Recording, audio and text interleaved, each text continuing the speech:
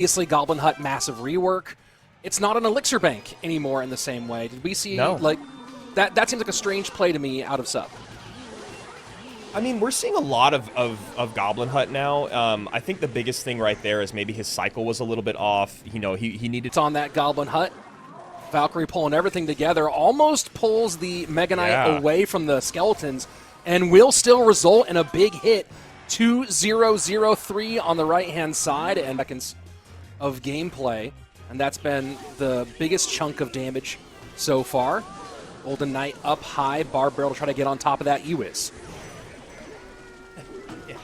It's like Anton in the chat here saying Valkyrie selling and Evo Valk selling, and yeah, that's exactly it. It's tough when those Evos, you know, they have great interactions, and we were saying yesterday, Evo Valk, wow, and that is tough, man. Oh, boy. Just behind on the barrel. Magic Archer's at the bridge, does get on top of the Barb Barrel, so, but it should get a lineup here still on the Valk. Absolutely devastating. That's game right there. Sub knows it. Yeah, that's absolutely rough, and I know a lot of that began with the Evo Snowball, taking everything and putting it back behind that Princess Tower on the right-hand side and clearing out a path. If Sub knows the NATO's gone, go ahead, put it wherever you like. And with that, he's gotten things pretty close, although it is Ta with dual lane damage so far compared to Sub, who's been just on the right-hand side. Minute 22 remaining in regulation time. And those Evo Bats being targeted by that Demolisher. Annoying with the mortars, which is a lot of what you need to do with this deck. Here we go. Final 70 seconds of gameplay approaching. Triple Elixir about to kick in. Yeah, and for Triple Elixir, I mean, this is really where I think, both these guys are in a good spot because they have a 3-card cycle along with a minor, but I think Sub needs to just keep up a little bit of pressure to make sure his opponent can't just go full offense. Wow, and he actually gets the mortar lock, Rich. I think that's going to be the game right there. 2 shots off of the mortar in the final 50 seconds, 831 to over 2,000 on both lanes. And it would take a pretty big mistake, it feels like, out of Sub to give up that quantity of damage in this time frame. Yep, and there's the lightning that we've been kind of waiting on this whole game. Obviously, as we saw the game kind of develop, we knew it wasn't going to be arrows. Holds on to the lightning the whole time. Nice little final send here from Ta. I mean, this is one of the rough things about playing Cannoneer, which is why it's been coupled with the Demolisher so much, is you all of a sudden have a great way to just take care of everything piling up at the bridge. All those swarm units cleaned up by one Demolisher blowing up. And finally, we see this mortar deck actually pick up a win pretty emphatically. Lightning the kick thing. I think that Sub has a good way to deal with graveyards, and he has a good way to block at the bridge. So I think he just needs to keep up the pressure, and here we go. So Evo Barrel out, the first Evo Barrel out. The real goblins go to the left, and we see some good damage in. Graveyard down, solid tanking from the Skeleton King. Evo Tesla to contend, Log to clean up. It's a lot of elixir spent, and there's still going to be some chip damage on that left-hand side. And cover too many bases right now with the deck that he's got, which you understand because RG was so popular yesterday. But, we'll see. Like I said, this is a very heavy deck, so it could be pretty easily controlled by this bait deck. But as we all know, small decks or faster decks can get overrun, and this is maybe a moment for that. Evo Tesla catching the cannon. Cannon cart trying to work on that Tesla. Arrows to clear. Skeletons will get on tower, and that is a significant chunk. Just like that, top piling up. Still in a decent spot. Is Sub able to get one more rocket out, which means that this push on the left has to do something here for Ta. That's why you see the high Tesla early to block. 15 seconds left. Graveyard getting some on, but not enough. That should do it. He should be able to just get a rocket in and call this game. Rocket goes. Graveyard going to hope for maybe a prayer of a skeleton. Not going to happen. Good game. Sub eliminates. Mega Knight plus Royal Ghost set up on the left-hand side. And now we see the Evo Witch and NATO to pull all of that together. But a good Evo Ice Spirit. Yeah, wow. Nice play to preserve the Evo Witch, and we'll see if the healing can keep her alive a little bit longer. Snowball to clean that up. When you have 2 world champions. So fun to watch. Here we go. Final 30 seconds, and the spears continuing to be a problem for Mo on the right-hand side. Just going to say we got to see what spell comes out here for Igor, and it ends up being the poison on top of all that, crossing the bridge. There's the Evo Snowball on top of the Knight, and then we see a big push over on the other side of the river here for Mo. They got the MK and the Golden Knight there. Igor running out of enough tankage on the ground does get the second Knight in. Wow. And NATO pull all that together, gets the lineup. Snowball took the Knight behind the tower, and then the Evo MK knocked the Knight behind the tower. And none of it really got what he wanted, but that's what he wants. Mohamed Light with a huge leap, the Ice Spirit late in front of the King Tower for the activation, and that just blew this thing wide open. I mean, that was just a beautiful predictive snowball there from Mo. He's 21, and he's forcing the Elixir conversation into the right-hand lane. Yeah, Magic Archer, though, just like showing the absolute prowess of being able to take out those witches. Just absolutely a pain. The distance on it, the range on the Magic Archer, and then the ability to pierce through, take care of the skeletons. It's a great... It's just so fascinating to see the Golden Knight and Magic Archer be used as much as they are because of the Witch. And again, a perfect lineup there. In 8 seconds left, does he have a poison here to juice this thing? Trying to get a little bit on top. Can't do it. Can he do it? And Mohamed Light able to hold up, and exactly what we wanted from game number 1 of... Deal with it, and, you know, as you can see here, he's kiting it away, but that Inferno is jacked. It's amped. We got an Evo Mortar on the board, a Prince behind. Evo Mortar is, I think, locked on top of the tower. And, yeah, I don't know, man. This deck, not great. Gets the zap to reset, misses it. Prince gets caught by the guards, and... the 2020 Solo World Championship, where he ended up playing the exact same deck 4 games in a row. And same thing here. I question the decision making here on this deck picking.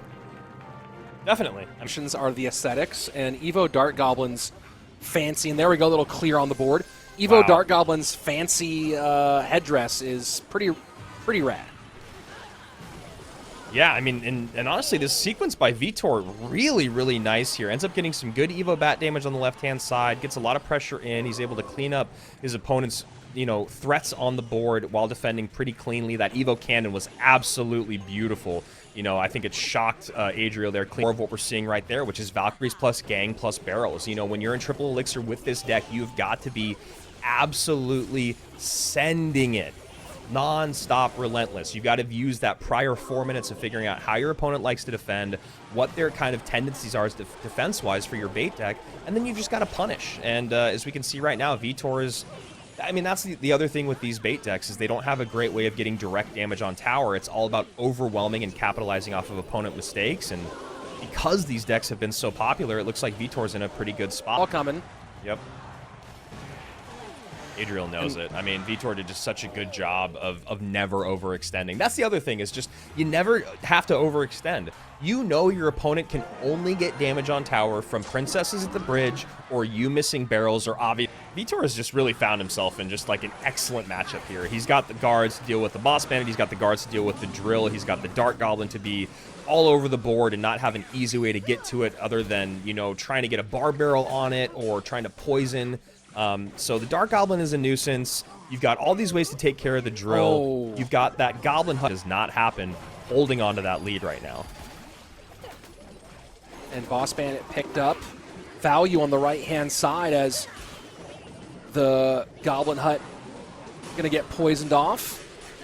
Guards almost all the way gone. 14:09 to 18:39. 30 seconds left. Snowball trying to make a little bit of room. Nothing. Defenses, but he's okay because he's had so many responses to deal with it. He's done a good job of getting damage in, and he should be able to just walk away with this one as the time ticks to 0. Bar Barrel comes in. There we go. Vitor takes his clean 2-0. It was almost like Vitor had too many responses for the drill that he was like, which one do I play here? Where are we at in the cycle? I see all 3 of them together again.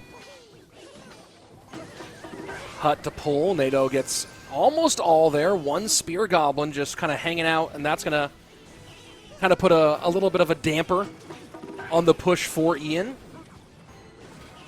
Yeah, it's going to be really interesting to see how Ian breaks through because any good Minor Wall Breakers player is going to keep up the pressure in whatever lane your E-Giant is not pushing. I mean, that's what you have to do. You have an ability to create so much damage in layered offenses, and I think Ian's recognizing right now he's in trouble. Because, you know, you can go Miner plus Wall Breaker.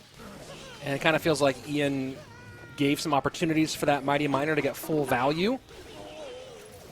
And we'll see if he has anything. I mean, look, you also think about these other pieces here, right? The bats and the poison just able to kind of shut down a lot of things here at the bridge. The Inferno Dragon has targets, sort of, but it's another game. It could still be a good game here for Ian. I just have no idea how it's going to happen. There you go. Lightning to help, but yeah, the 3-card cycle, he should be able to get this taken care of, and there you go.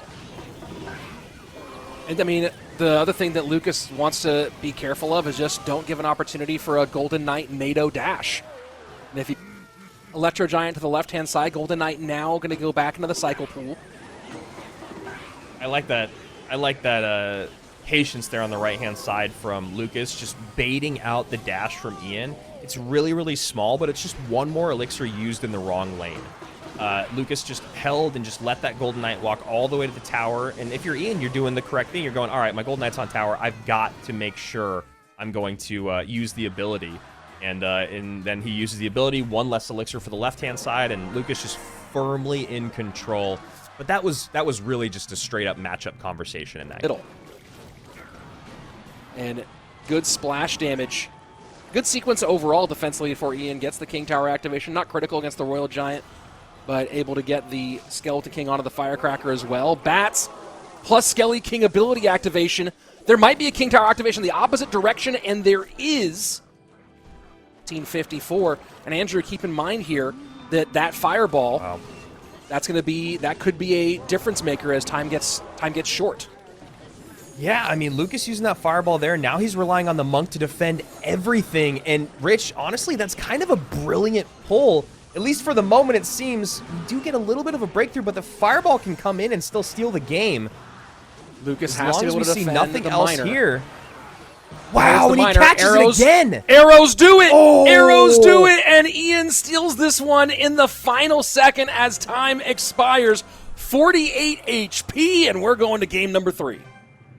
I mean, the Monk up front was a good... Still forced out a lot from Ian, as the first minute was basically all about a juiced-up eye drag.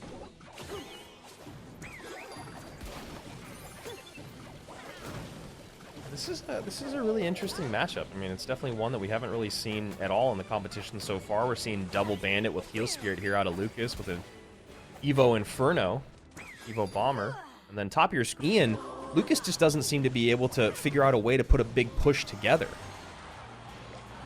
Pressure on the right-hand side now. The Princess connecting a few times here. 3 shots get down. Evo Barrel splitting. And look at the damage coming in on both sides. 674, 1025. Going from bad to worse for Lucas here in Game 3. This is a nice moment to kind of create a little bit of presence, but that Inferno plus the smalls, like the Skellies and the Ice Spirit, because so much of your offensive threat is by these dashing cards. And now we see a good Ram Rider connection, though. Yeah, and you time saw for Lucas to kind of pull the ace up his sleeve. When you also saw Lucas trying, and that's going to be it, as the Princess gets on target. Wow. That's going to be a log. 10 HP. The Princess finishes off, and Fireball from Sub is there to take out that Tesla if necessary and spend on taking care of getting those hogs on the tower. See, now you don't have the Hunter there that's Evo'd, you just have the regular Hunter, so he's going to have to spend, you see, a lot more. And now into the right-hand lane. He does have some good damage there. We'll see if Sub can capitalize. Evo Tesla, a little bit of stunned or flexion. Getting that right-hand tower down under 2,000 HP. The Royal Giant getting closer and closer. Fireball to clear the Evo Firecracker. Mighty Miner trying to do its job, but that's going to be a couple of shots and maybe 3 shots.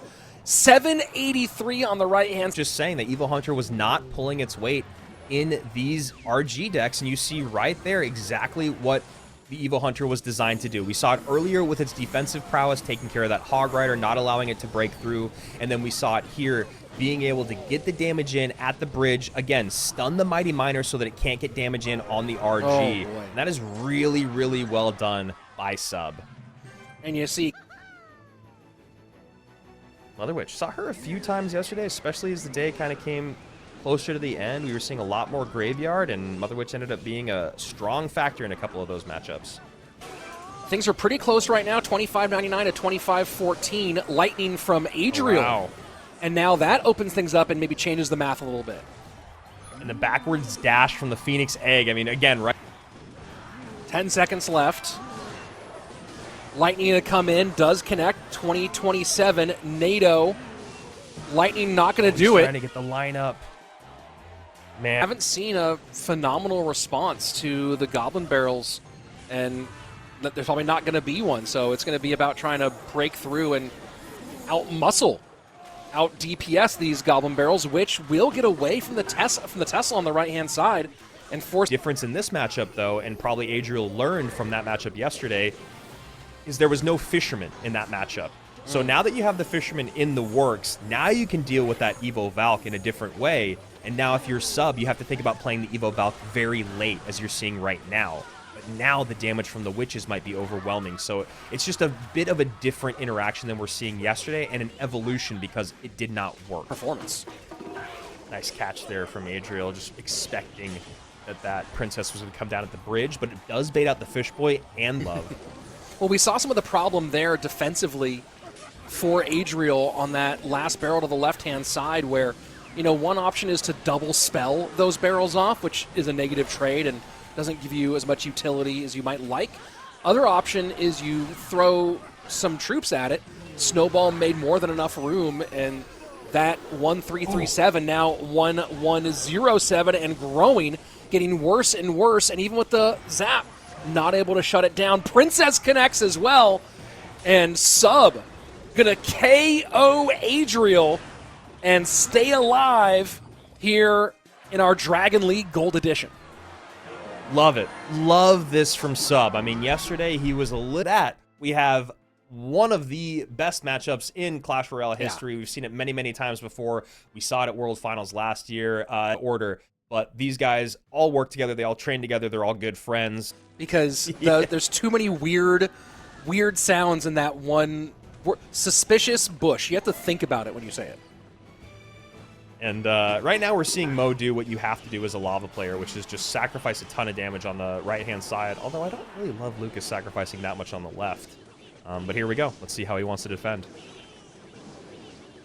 And Mo holding on. I think he still has the arrows. Going to hold on and not worry about it here because he has this problem that's a little bit more prescient. Instead decides to eat damage and then cover on the right-hand side with the guards. And yes, the bush. I'm not going to even, I'm never going to say, this is the last time you hear me say suspicious on a broadcast. Just the bush. Dark Alban already just showing what a pain it's going to be throughout this entire matchup. Just cleaning up both Skeleton Dragons, cleaning up that Goblin Brawler, getting on top of defense over here on the left-hand side with the guards. Like, it's been on the board for over 30 seconds at this point. Mohamed Light has created such little offense. He just uses arrows, so now if I'm Lucas, I get back on offense right away. Maybe a gang left-hand side in front of this Princess. There it is. There you go. Evo Dark Goblin in the middle. And Lightning has to do some cleanup and just on those two. But look at this damage. That's going to be right-hand tower down and short work made by Lucas. Solid matchup and great execution by Lucas X Gamer. Looking, like I said, like GY from Mo, and now the GY finally comes out. Rocket right at the bridge, ready to go. Lucas was ready for him to pull the trigger. It is interesting how much more we're seeing Graveyard come out in single elixir than we had in the past. 160 HP here, but obviously running GY, so he can get that back in a heartbeat. So he gets some, gives some, I should say, good rocket value to Lucas. Graveyard in on the right-hand side one more time. Yeah, nice block at the bridge there with the Monk. We get the second set of archers down to help, and you can see Lucas really unhappy about that exchange. Get another rocket in, and these Graveyards are relentless. Yeah, just absolutely non-stop. And that's what he needs to do here. 22 seconds left. And we're just about tied here. Slight lead now for Mohamed Light, and he just does not want to give any breathing room for these rockets. Poison down. Lucas can still take this.